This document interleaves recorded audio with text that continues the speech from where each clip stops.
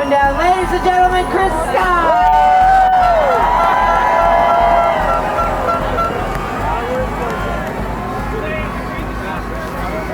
Wow. Hi, Chris! I stand before you all today, humbled. Woo! Humbled like never before. My perception of our country has completely changed. Before I can even begin, I have to start by, number one, thanking our truckers.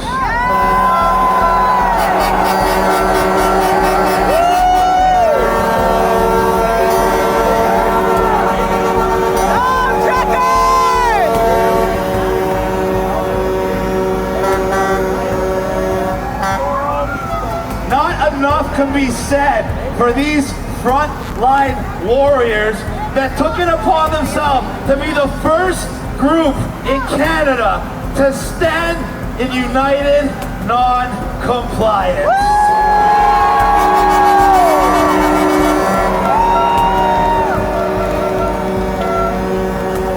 And before I can go any further, I want you all to thank yourselves for being here, because without you supporting this movement, supporting the truckers, supporting everyone who's been fighting since day one, we would not be here. We would not have this movement. We would not have this power.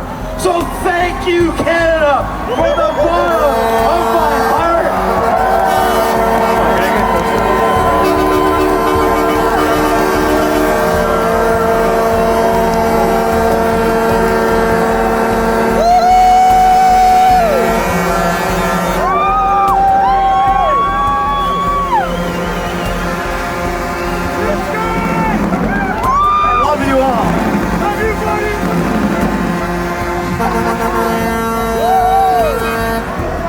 The importance of what we're doing here today will go down in history as one of the most significant moments in solidarity in human history.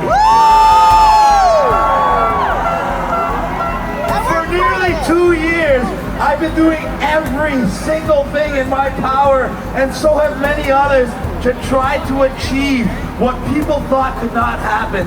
The people coming together, despite of all the ways they try to divide us, despite of all the lies and propaganda, we stand united, we stand strong, and Canada is now the beacon of light and hope and freedom for the entire world!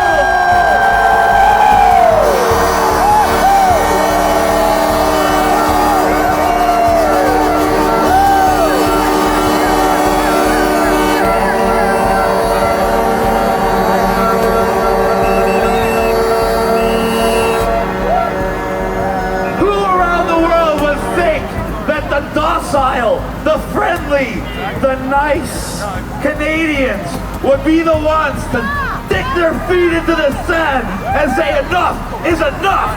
It's time to take our country back.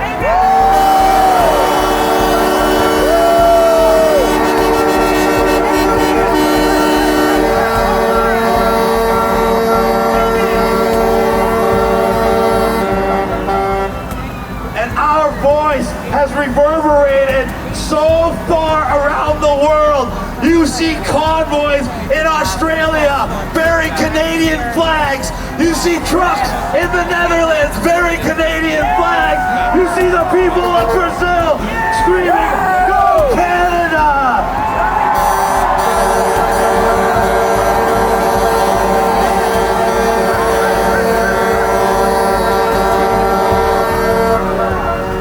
See freedom rising around the world.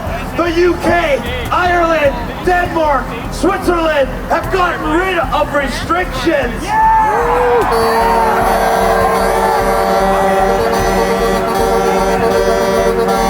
And they're not going to be the only ones. They're going to be the first of many. The dominoes have started to fall. The tidal wave is coming in, ladies and gentlemen. And it's coming here to Canada. What do we see already? Besides the fact that our fearless leader is nowhere to be seen hiding in a hole, making threats that he can't cash in on. What else do we see? Scott Moe in Saskatchewan backing down against the mandates. Jason Kenney in Alberta backing down against the mandates. And why?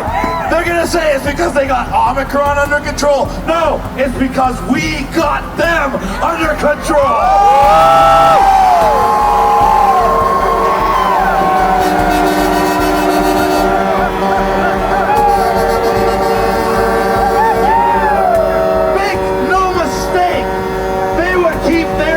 On your throat as long as you would allow. If we stood idly by, we would be like Quebec, where you gotta go into a jail cell to go to a Walmart. I think that, laugh it up, but that's still part of Canada. That's still our brothers and sisters. We need to get them on our page. We need to bring them into this fold. We need to get them their freedom back. We need to get freedom back for everybody, not just here, but around the world.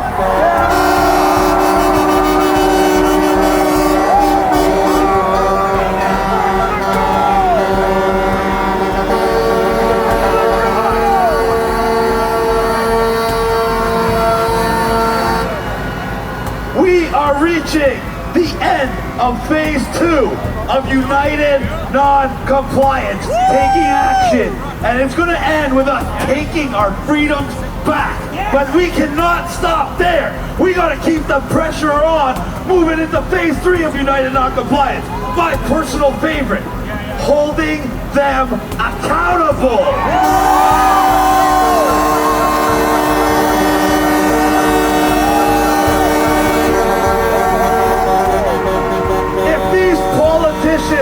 Think they're just gonna flip-flop and change sides because they've read the writing on the wall and all of a sudden be hailed as heroes. They got another thing coming. Amen. If these puppets like Trudeau think that they're just gonna fade off into obscurity so they can pull this shenanigans on us whenever they feel like it, they got another thing coming. They go down the street. We are in a position where we can not just get our freedoms back, we can reshape our country in a way that makes it better than it ever was. Better than any country in the history of the planet. Amen. We have the largest landmass, the most resources, the most diverse population. There is no reason why without the right governance, we cannot have a golden era of Canada where people have so much more than they ever thought possible. And it's all how we react now. They are going to try to do everything. You've seen what they're trying to do in the media, which is a racist movement. It's anti-Semitic, it's anti-black, it's anti-homo, it's homophobic, it's transphobic. Are you serious? Can you even walk around more than 5 steps without someone smiling at you, or shaking your hand, or giving you a high five?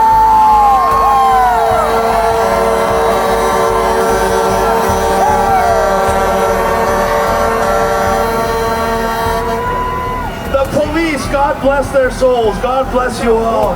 I know you're not doing what you want to do, but they admitted that we had over 2.5 million people in Ottawa.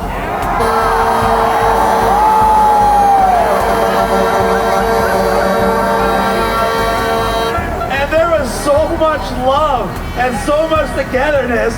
I don't even think somebody fell and scraped their knee, let alone had cried or anything. And this is what the dirty tricks the city's been pulling with trying not to let us get rid of garbage, trying not to let us pump out porta potties, trying to prevent emergency vehicles from where they gotta go.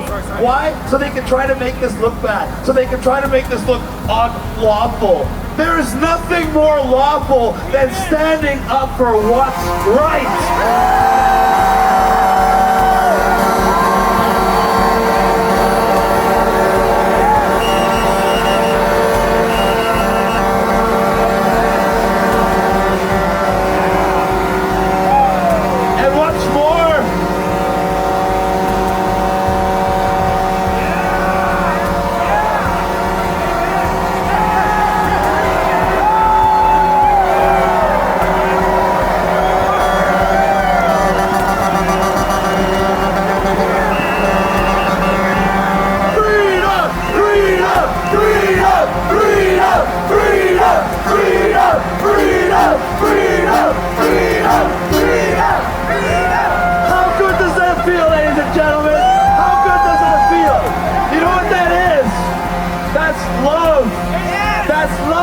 and gentlemen.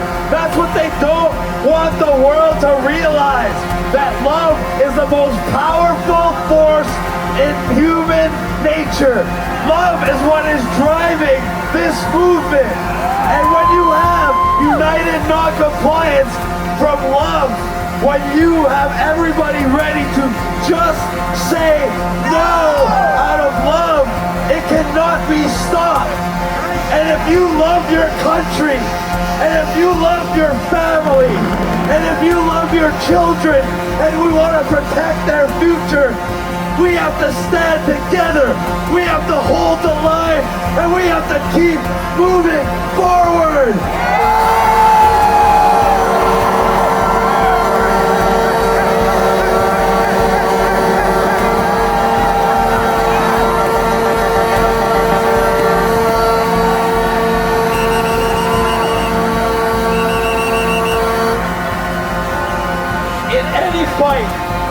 In any fight, the winner will always be the one who's willing to die to win that fight.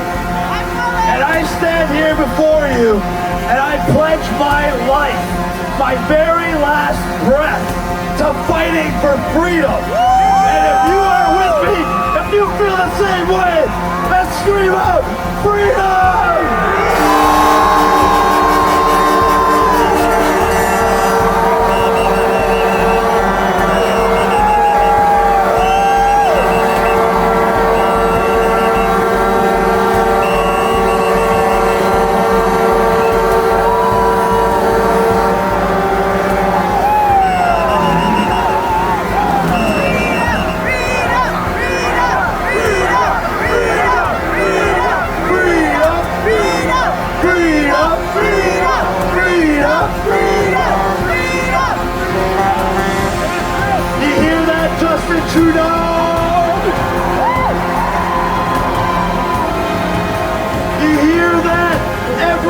Dictator around the world.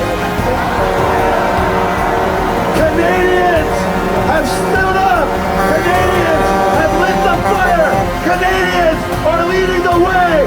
And there's nothing that's going to stop us. In fact, we've already won.